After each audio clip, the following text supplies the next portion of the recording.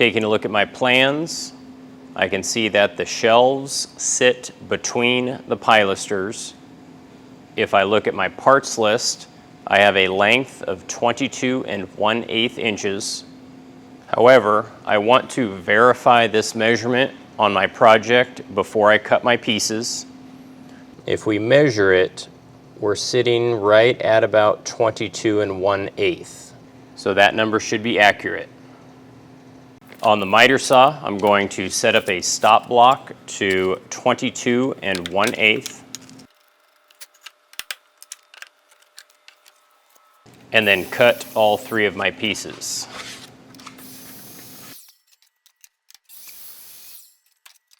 And I should be able to test this by setting one of my shelves in place.